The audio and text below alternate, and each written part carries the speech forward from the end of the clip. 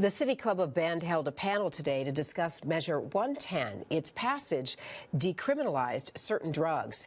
It's been 2 years since it passed, and $1.4 billion has been invested into behavioral health. And yet Oregon is the second worst state in the country when it comes to access to treatment for substance abuse. City Club wanted to take a hard look at a difficult issue, highlighting both the failures and successes. So we want to have conversations that are hard to have in civil conversations. So you could have this conversation, over Thanksgiving maybe, or especially online, and it could be pretty uncivil. People can get pretty personal. They can, not necessarily have all the information.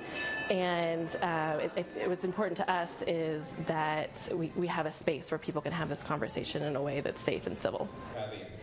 The panelists consisted of people on all sides of the issue. Rick Trelevin is a licensed clinical social worker and works at Best Care in addiction and mental health services. He's passionate about getting assistance for people in some of the worst situations imaginable, but is still critical of Measure 110.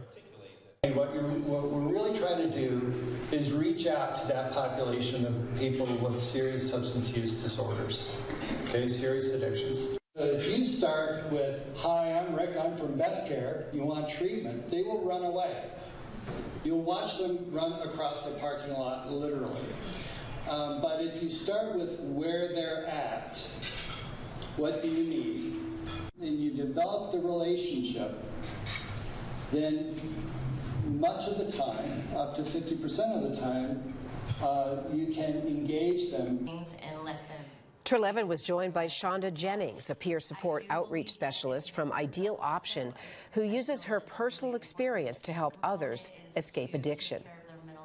There's a lot of people dying out there, and it's really sad, and it touches me to a deep level because I personally have lost my father and brother to suicide, intentional overdose to drugs. Into that door, however. Bend's Chief of Police, Mike KRANTZ, spoke on how Measure 110 has changed policing. This was very poorly put out. The intent was terrific, but why weren't we given $330 million to addiction disorder treatment prior to a ballot measure coming forward decriminalizing something? No police officer I know wants to send someone to prison for possession because they have an addiction disorder.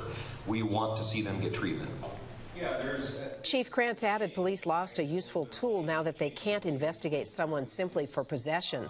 All three of the panelists were hopeful Oregon could tackle societal problems of addiction, but critical about the implementation of Measure 110.